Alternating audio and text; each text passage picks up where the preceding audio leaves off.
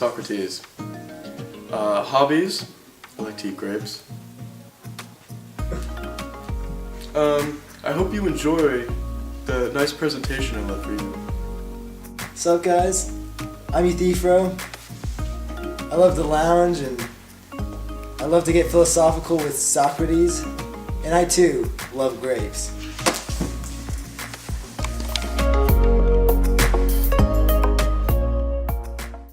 Remember that I did not ask you to give me 2 or 3 examples of piety, but to explain the general idea which makes all pious things to be pious.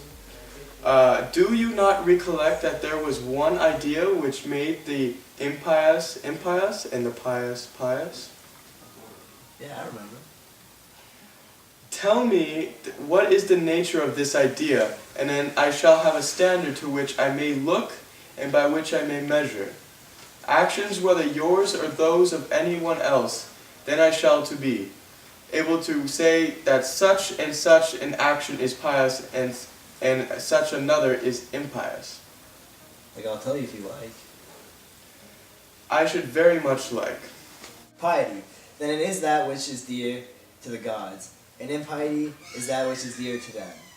Very good, Euthyphro. You have now given me the sort of answer which I wanted.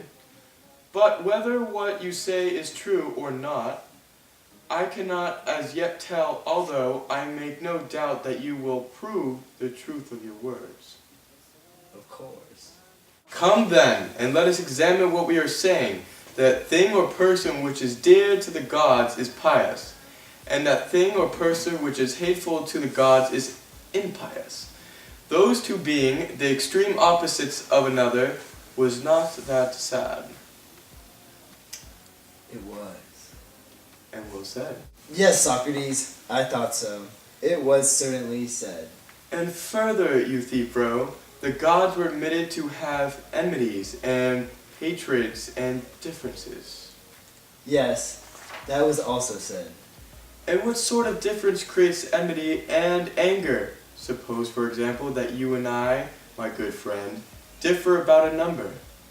Do differences of this sort make the enemies and set us at variance with one another?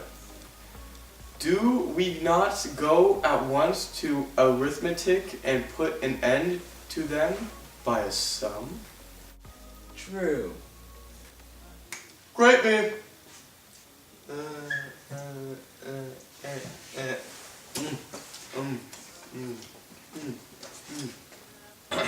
Or suppose that we differ about magnitudes, do we not quickly end the differences by measuring? Very true.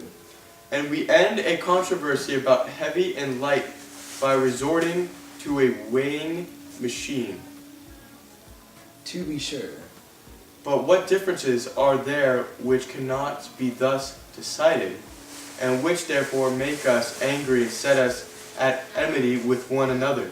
I dare say the answer does not occur to you at the moment, and therefore I will suggest that their enmities arise when the matters of differences are there just and unjust, good and evil, honorable and dishonorable. Are not these the points about which men differ, about which when we are unable satisfactorily to decide our differences, you and I, all of us quarrel when we do quarrel?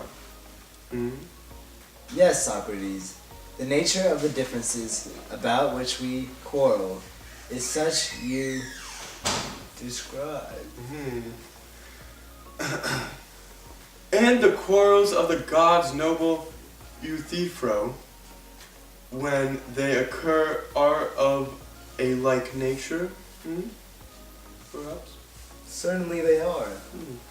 There are differences of opinion, as you say, about good and evil, just and unjust, honorable and dishonorable. There would have been no quarrels among them. If there had been no such differences, would there now?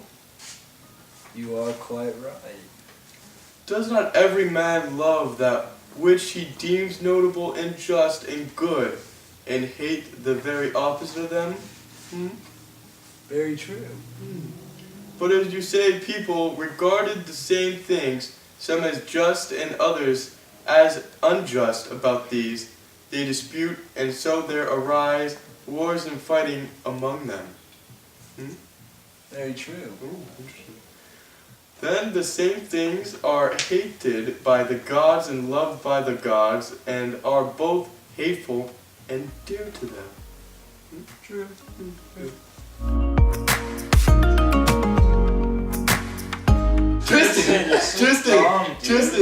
Tristan, you ruined it. Hey, man.